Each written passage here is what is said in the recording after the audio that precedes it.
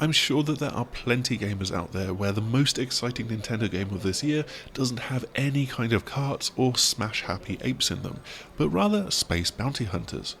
Metroid Prime 4 Beyond has been a long time coming, but it is finally set to arrive as a key cross-gen game for both Nintendo Switch and Nintendo Switch 2 later this year. We've been hands-on at the live event in Paris, and our thanks again to Nintendo for hosting us to get this preview opportunity, where we got to play through the game's opening stage. Our hands-on came with the Switch 2 edition of this game, which will be available separately or as a paid upgrade from the base Switch version. Before we dig into the gameplay itself, the Switch 2 edition gives a number of enhancements, with the game able to push a 4K 60fps output or 1080p at 120fps to the TV, and that is then stepped down to 1080p 60 and 720p 120 when in handheld mode. This is a real sign of the performance bump that the Switch 2 offers, and it works in tandem with the refined visual style, the scope and the performance that Retro Studios is likely able to get out of the original Switch.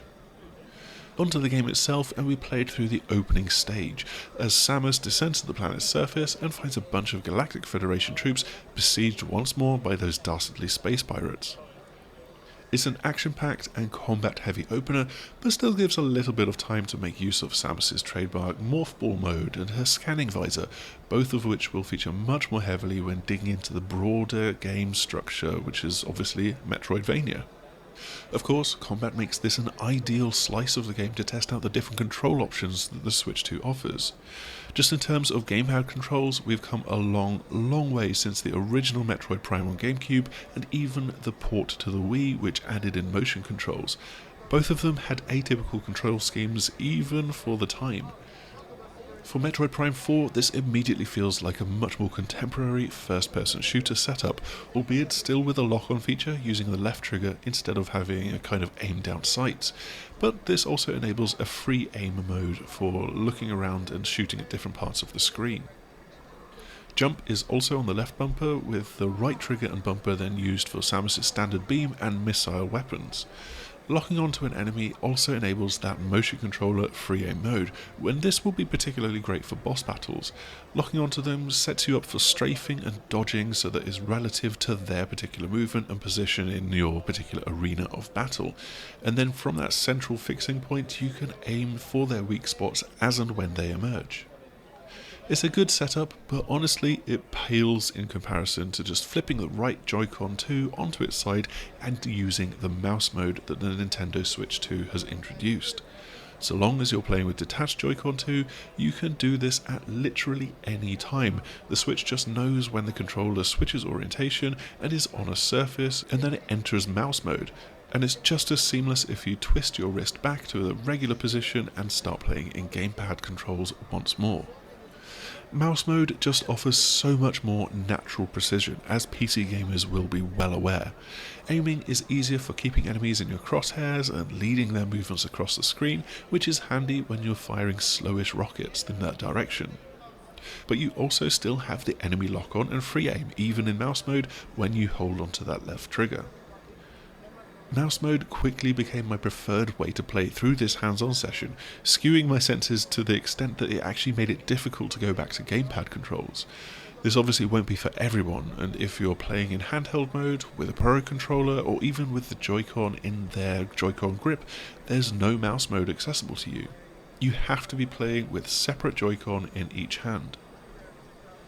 I was also playing in this idealised table/desk setting, and while mouse mode can work great on your trouser legs or sofa arm, it's less than ideal, as anybody who's living the PC TV life will tell you.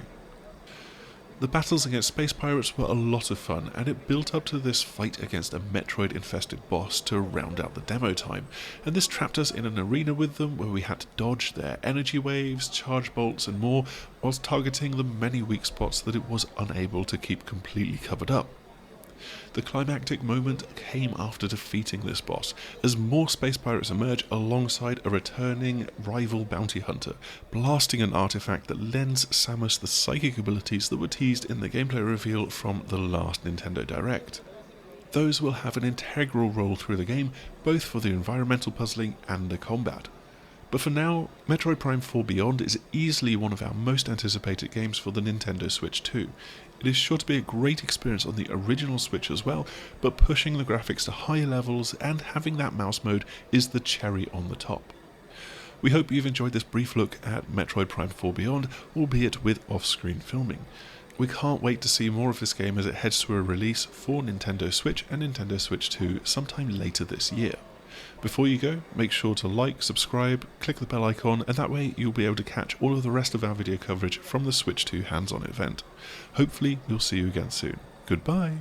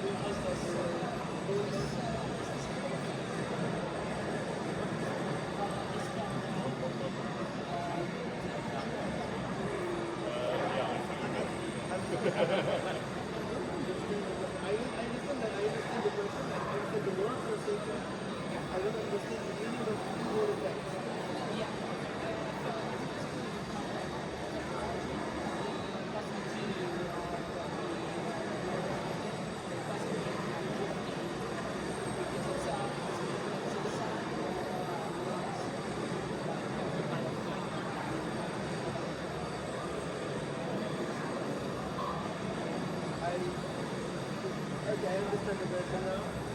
I am not able by going down to